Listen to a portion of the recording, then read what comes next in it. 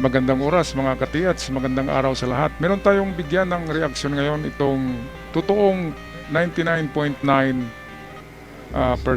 gold bars ni Chavit Singson. 24 carats gold ang mga ito.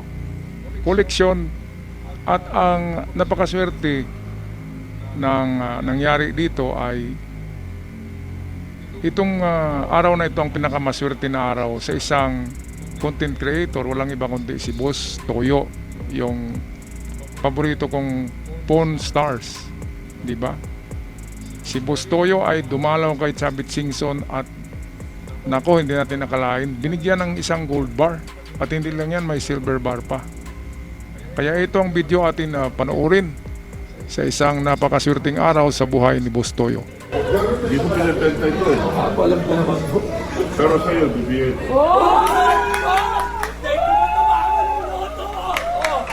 Ayan, no? Grabe. Sobrang saya, oh. Dalawa, may silver ka na, may gold ka pa. Kailangan lagay mo nga sa museum yan, ha? Isa na ito sa mga Holy Grail kasi nag-iipon po tayo ng mga Bonus. well-known talaga na personalities. Siyempre. Ayan, so Oh. hindi lang pala si Boss Toyo ang nabigyan ng ginto ni Mang Chavit Singson, pati ng ating pambansang kamao na si Manny Pacquiao ay binigyan niya ng isang customized, yung talagang pinagawa niya na isang golden globe or gloves, golden glove, isa lang kasi glove lang, di ba? At purong ginto yon, pero manipis nga lang, hindi yung hollow siya na boxing glove na ginto. Binigay kay Manny, mas mahal yon kaysa binigay niya kay Boss Toyo. Itong kay Boss Toyo ay parang mga maninipis lang eh, di ba? Nasa 1/4 kilo yata yan. Pero yung kay Manny, pati na yung silver ay 1 kilo yung binigay. Siyempre mayaman si Manny. Kung bibigyan mo yun ng manipis, anong masasabi ni Manny? Ang laki-laki ng kinita ni Chavit kay Manny sa boxing, di ba? Kaya ito ay atin binahagi lang para makita nyo rin dito, mga katiyats, ang totoong mga gold bars. Totoong kulay ng 99.9% fine gold bars. Ito'y talagang refined na ito. 99.9% pure gold bars. 24 carats. Kaya ito, balikan natin, panoorin natin ang saya-saya ni Boss Toyo. Sino bang hindi masaya? Makita yung gold bar. Opo. Gold bar. Ito talaga totoong boss. Ako nagbubus, busabos lang ako. Ito talaga totoong boss. Yung ano eh, yung puno ng gold. Ayan, puno din ang gold. Ito talaga totoong boss gold. Boss gold by Bob Chavit. Ay, kadami. Yung Ang bigat. Ayan, so ito yung ano eh. yung mga hindi pa Ito yung lalagyan ni Chavit na ano, na safe bolt, parang refrigerator na medium size. Pero sa palagay ko, ito'y kasi nasa sala niya, ibig sabihin, ito'y para pang display niya sa kanyang mga bisita.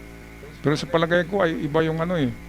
Meron talaga siyang mas malaki pa na safe bolt para sa kanyang kayamanan. Kasi ito'y pang display lang to eh, nasa sala lang ito.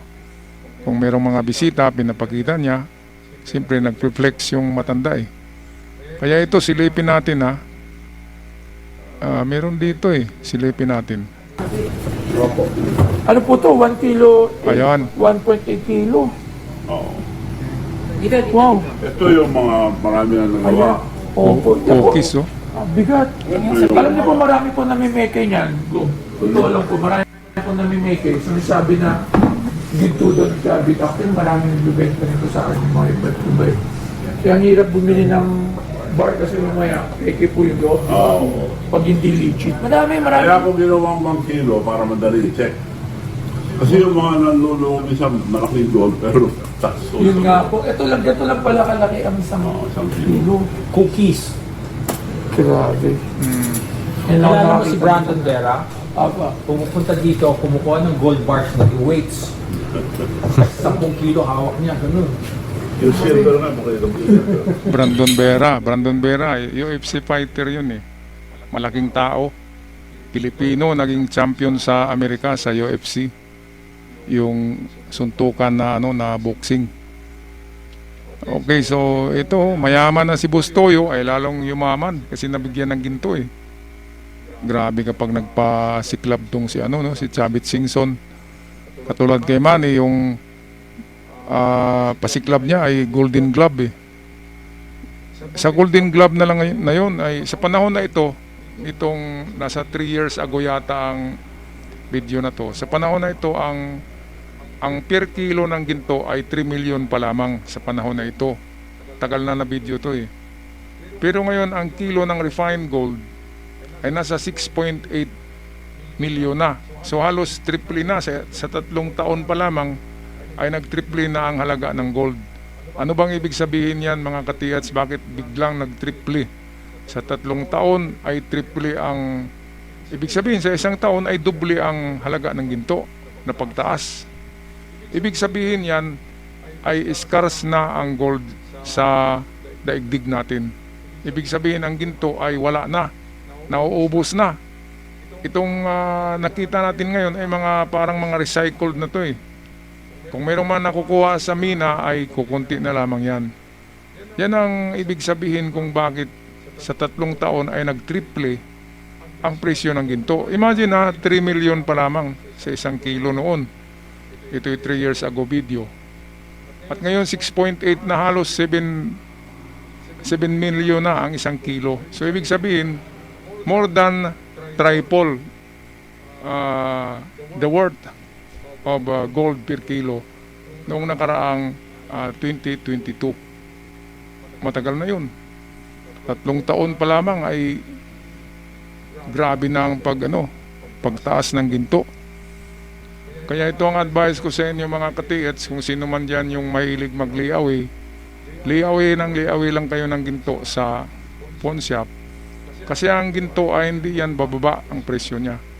Palaging tumataas sa bawat taon, nagdudoble-doble siya. So yan na nga yung aking ngayon eh. Nag-liawi ako sa mga pawn shop ng mga ginto. Lalo na dyan sa Palawan, meron silang maliliit na gold bars na tiga 30 gram lamang, di ba? 30 gram worth 50,000. After 3 years, magiging 150 na yan, mga katiyats. Kaya kung mag-invest kayo sa ginto na kasi maliit lang siya, panahon ng gira, pwede kang tumakbo eh. Dala mo yung ginto. Kung i-invest mo sa bahay, oo nga, tataas yung presyo ng bahay, lupa. Pero kapag gira, masusunog yung bahay mo eh. Tsaka hindi ka na makakabalik, kukunin ng mga insik eh. Kapag aatake yung mga insikwakang na yon. Okay, so ito, malapit nang matapos natin to. Merong isa pang bisita dito si si Chavit Singson na binuksan talaga yung safe vault, nakita yung ang dami-daming ginto. Yun ang ating panoorin bandang dulo yun. Almost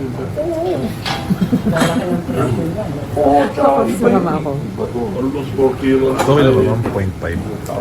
You know what's important? Yan, no? Common talaga. Yung name.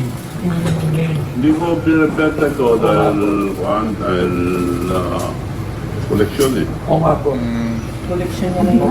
Makita ko lang, mahawakan to, ay masaya na po. Grabe. Koleksyon ha. Ganda. Grabe, maraming salamat. Ang daming gold bar. Hindi lang yan. Wala pa yan. Sobrang bigat pala yan. Okay, so ito na yun. Para sa alaman nyo. Ito na yun sa bandang dulo, mga katiyats. Bandang dulo. Meron dito eh. Grabe. Meron siyang bisita dito na ito, binuksan nilang safe vault at tumambad yung ang dami-daming tinatawag na yung parang cake, parang pancake ang laki na mayroong timbang 1.8 million bawat, make that 1.8 kilos bawat isa. Sa ngayon, ang 1 kilo ay 6.8 million na eh. Itong panahon na to na ginawa tong video ay 3 million pa lamang per kilo. Imagine, 3 taon pang nakalipas ng video na to ay more than triple ang presyo ng gold. Kaya sa ginto hindi tayo lugi, mga katiyats. Kaya ginto ang ating i-invest. So ito na, buksan ang safe bolt. Ang ganda. Ito na Ang gold bars ay mayroong marka na Chavit Singson 99.9 pure gold. So ito, ayan. Grabe, ilang barita ba to? Dami 1, 2, 3, 4, 5, 6, 7, 8, 9, 10, 11, 12, 13, 14, 15, 16, 17, 18, 19, 20. 20 ka 1 kilo gold bars, meron pa dito. Yun dito, mga 40 plus nasa 30 ka pancake or cookies. Dami-dami niyan. 1 bilyon na yata yung worth niyan Marami na. Pero nakita nyo may katabi siyang malaking safe bolt. Ito maliit lang to Merong malaki dito. Ibig sabihin merong panglaman yung isa. Grabe talaga. Mga Chavit Singson. Ayan grabe. Pero ang totoo, mga kababayan, di ba? Hindi natin madadala ang ginto. Kahit sa langit, di ba? Kaya namnamin ang yaman habang buhay ka pa sa lupa. Kasi hindi mo madadala sa langit yan. Katulad ni Chavit Singson, dapat magbigay siya sa charity ng marami. Hindi yung laging away ng away na lamang. Di ba nagipagbardagulan pa siya kay PBBM Kaya dapat wala nang away-away, marami na siyang ginto Bakit nakipag-away ka pa? Diba? Ligasiya na lang, ligasiya. Magandang legacy na iwanan. Tutulong sa mga mahihirap. Yung ginto ay tapyasan, mag-iwan lamang ng saktong-sakto lang para sa kanya at para sa kanyang pamilya. Diba? Mga kababayan, pag-comment sa ating comment section at sa mga bago pa lamang sa ating channel, Surigao Sun Treasure Hunting Channel, paki-subscribe sa ating channel. Meron tayong treasure hunting weekend na mga videos, meron din tayong reaction videos, at meron din tayong treasure marker analysis. So tatlong klaseng content ang narito sa ating channel na The Surigao Sun. Sa aking avid followers, maraming salamat. Hanggang sa muli, paalam, Merry Christmas and Happy New Year para sa lahat.